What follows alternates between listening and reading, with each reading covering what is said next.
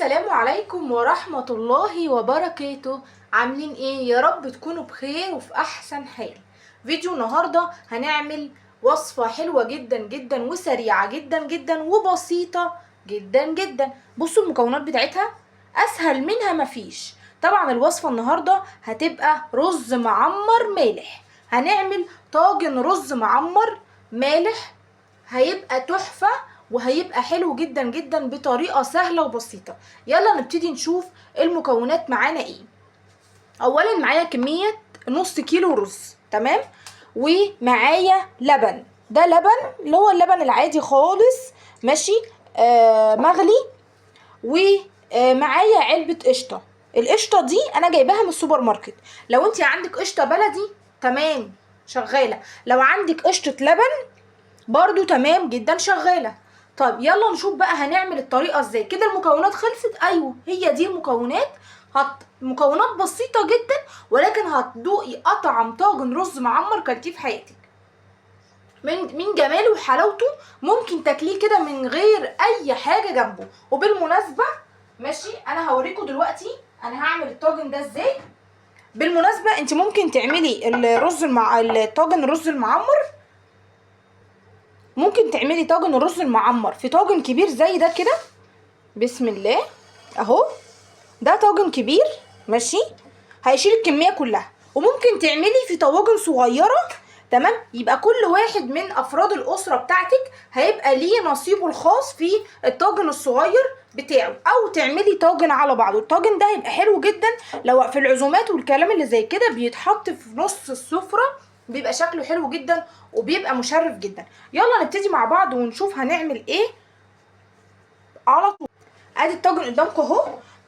عندي ده كميه رز نص كيلو، تمام، او اقل من نص، حاجه بسيطه. ده رز ابيض مصري متنقي ومغسول كويس، تمام. هنبتدي ان احنا ايه، ننزله كده بالراحه في الطاجن. نسمي الله يا جماعه واحنا بنعمل اي حاجه في حياتنا، مش اكل بس، لا، ونعود اطفالنا على كده. لو احنا ان شاء الله يعني مثلا لو انتي ام او مثلا اخت وليكي اطفال صغيرين، اخواتك او خاله او عمه ومعاكي اطفال، لازم تعوديهم على الموضوع ده. الموضوع ده مهم جدا جدا جدا. بعد كده احنا هنعمل ايه دلوقتي؟ انا عندي كميه اللبن دي ماشي. احنا هننقع الرز في قلب اللبن عشان يتشرب منه. هنسمي الله ونحط كميه نص كيلو من اللبن. طب انا مش هقدر اجيب كميه كامله من اللبن احطها عادي خالص. انت ممكن تعملي ايه، ممكن تمشي الدنيا بلبن على ميه. طب دلوقتي انا عملت ايه، حطيت اللبن على الرز، تمام. هنقلب كده. انت لو مش هتبقى متاح ليكي ان انت تسوي الرز في لبن كامل، عادي خالص ممكن تحطي على الرز وعلى الرز على اللبن اللي هتحطيه في قلب الرز، تحطي فيه ميه عادي خالص، مفيش اي مشكله، مش هيقول لا. بعد كده هعمل ايه، عندي زبده، عندك سمنه، مفيش مشكله، يا زبده يا سمنه. هتاخدي كميه كده معلقه كبيره من الزبده، ممكن تحطي كمان معلقه او نص معلقه تاني. دي زبده فلاحي يا جماعه ماشي. وتروحي دلوقتي انا عملت ايه، حطيت الزبده او سمنه، تمام. حطيت معلقه ونص كبار بمعلقه الاكل زبده او سمنه ماشي. عندك زبده هيبقى احسن واحسن، ما عندكيش هتروحي حاطه سمنه. هتحطي معلقتين بمعلقه الاكل وتقلبي كويس كده. يبقى احنا كده اول حاجه حطينا الرز، بعد كده اللبن، وبعد كده الزبده. بعد كده بقى هنبتدي ان احنا لحد المرحله دي انت ممكن تحطي وتخليه يبقى رز معمر اللي هو الحلو. هتحطي له سكر ويبقى هو كده جاهز ان هو ايه، يبقى رز معمر حلو. ولكن انا دلوقتي قلت لكم هعمله مالح، يبقى انا هعمل له ايه، هحط له ملح عشان املحه. طبعا هحط له كميه الملح اللي هتملحه، ملح ابيض ماشي، معلقتين ونص ملح. هحط له يعني حاجه بسيطه جدا من شعره كده من الفلفل الاسمر. وبعد كده يا جماعه انا هنقع الرز في اللبن، هسيبه لمده ساعتين في اللبن، هسيبه لمده ساعتين في قلب اللبن، مش هاجي جنبه، هسيبه كده على رخامه المطبخ ساعتين في قلب اللبن والزبده والتوابل. طب انا ممكن اشيل التوابل دلوقتي ما احطهاش؟ ممكن اشيل الزبده ما احطهاش؟ ينفع انقعه في لبن بس، ولما اجي اسويه اروح حاطاله الزبده والملح والفلفل، واخر مكون معانا هو القشطه. اي نوع قشطه، سواء قشطه من السوبر ماركت او قشطه لبن اللي هي بتبقى على وش اللبن، او القشطه الفلاحي اللي بتتجاب من عند الناس اللي بتتجاب من عند الناس اللي بيبيعوا الحاجات اللي هي الفلاحي، اللي هي الجبنه والحاجات اللي زي. فدلوقتي انا هركن الطاجن ده منقوع في قلب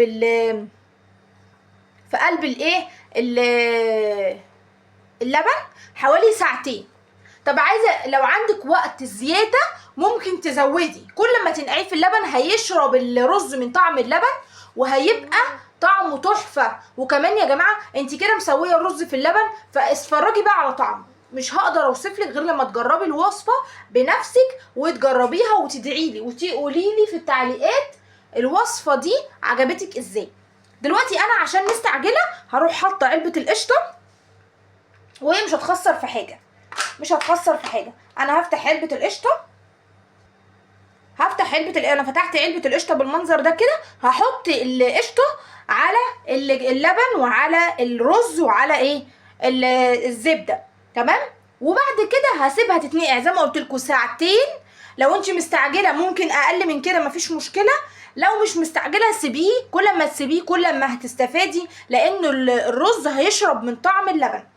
وبعد ما يتنقع يا جماعه هنقول لكم هنعمل ايه. معلش على الصوت ده بنتي الصغيره، تمام.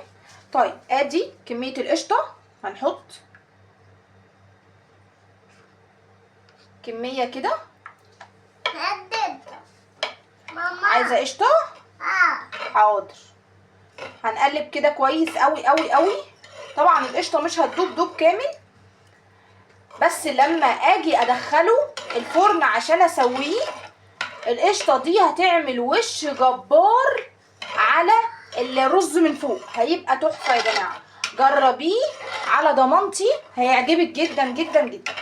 طبعا انا دلوقتي خلاص هسيبه ساعتين منقوع، وبعد كده هسويه وهوريكم بعد ما يطلع. بصوا يا حبايبي دلوقتي انا خلاص نقعت الطاجن الرز في اللبن فتره طويله جدا، ما يقولش عن ساعتين، عندك 4 ساعات 6 ساعات، حلو جدا، تمام. بس برضو ما تزوديش عن اللزوم عشان الرز ما يبوش، تمام. بعد كده هنعمل ايه؟ هنبتدي ان احنا خلاص حاطين القشطه والزبده وحاطين الملح والفلفل، ما بتحطيش توابل ولا اي حاجه، ملح وفلفل اسمر بس، وممكن الفلفل الاسمر كمان لو مش عايزه تشيليه، ونقعينه في اللبن وهو كده خلاص جاهز على السوا، تمام. هنشغل الفرن على درجه حراره عاليه جدا. بس احنا هنعمل ايه بقى؟ التركيه دي ركزوا فيها قوي. انا دلوقتي هحط الطاجن ده تحت الشوايه الاول، يقعد له حوالي 15 دقايق مش اكتر من كده، يعمل وش. وبعد كده هروح طافيه الشوايه ومشغله الفرن، الرز يستوي بقى براحته خالص سوا كامل، والرز يتشرب اللبن. وبعد كده طبعا انت بتتابعيه، ولما يستوي خالص وتلاقي الرزايه طريت واللبن اتشرب تمام، هتطفي عليه وتطلعيه من الفرن. طب التركيه بتاعت الشوايه دي ليه؟ لازم نبقى فاهمين واحنا بنعمل الحاجه. هنعمل كده ليه؟ عشان اللبن دلوقتي ده لما يتعرض للحراره بتاعت الفرن العاليه جدا هيبتدي ان هو يغلي، ولما يغلي زياده عن اللزوم هتلاقي اللبن فار وطلع بره البرام، وهيقع في الفرن من جوه ويبهدلك الدنيا. لكن انا لما اشغل الشوايه، تمام، وهنا في قشطه وزبده، فهتبتدي الشوايه تعمل ايه؟ هتخلي يبقى فيه وش، القشطه والزبده هيعملوا وش، فالوش ده هيحجم ان لما يجي لما يجي يستوي ان هو يفور ويغلي، لان الوش هيمنع ان هو يقع بره البريم. فدلوقتي احنا الفرن شغال على درجه حراره عاليه، هنشغل الشوايه الاول تقعد حوالي 10 دقايق زي ما قلنا، وبعد كده نطفي ونشغل الفرن ياخد السوا بتاعه. بياخد من نص ساعه لساعه على حسب شديه الفرن بتاعك. ولما يطلع هوريهولكوا وهوريكوا شكله بالطعامه والجمال اللي انا بقول لكم عليه. انتظروني. ده شكل الطاجن الرز المعمر الفلاحي الجميل بعد ما طلع من الفرن. ما طولش خالص، قعد اقل من نص ساعه في الفرن. وطبعا قبليها زي ما قلت لكم ضروري جدا ال5 أو ال10 دقايق بتوع الشوايه دول، ودول في الاول. تمام. خلاص هو كده استوى وبقى زي الفل. شايفين الوش بتاعه الجميل؟ ده الوش بتاع القشطه والزبده اللي انا حطيتهم في قلب الطاجن. وطبعا هو محطوط له لبن صافي، هو مستوي في قلب اللبن بس. بصوا بقى، شايفين شكله شهي جدا ازاي؟ طعمه بقى اضعاف شكله، طعمه حلو جدا جدا. هوريكم دلوقتي سوى الرز وان هو مستوي. بصوا الرز مستوي اهو من الجنب اهو. شايفين الرز مستوي سوى كويس جدا جدا، مش معجن ومفلفل وجميل جدا. وخلي بالكم الرز ده مغذي جدا جدا، لان هو مليان باللبن والقشطه والزبده، وحلو جدا جدا. هيبقى مفيد جدا للاطفال. حلو جدا لو انت عملتيه في اي سفره فيها عزومه او اي حاجه. الرز مستوي جدا اهو، مش معجن ولا اي حاجه. وبالهنا والشفا على اللي هتعمله واللي هتجربه. وكده الفيديو بتاعي خلص، وشكرا جدا على استماعكم ليا. طعمه تحفه، انا دقته قدامكم اهو، طعمه تحفه. شكرا جدا على استماعكم ليا. واي واحده حابه ان هي تعلق في اي حاجه تكتب لي في الكومنتات. ما تنسوش تحطوا لايك وشير وسبسكرايب لو الفيديو عجبكم واستمتعتوا بيه. جربوها على ضمانتي، هتعجبكم جدا جدا جدا. السلام عليكم.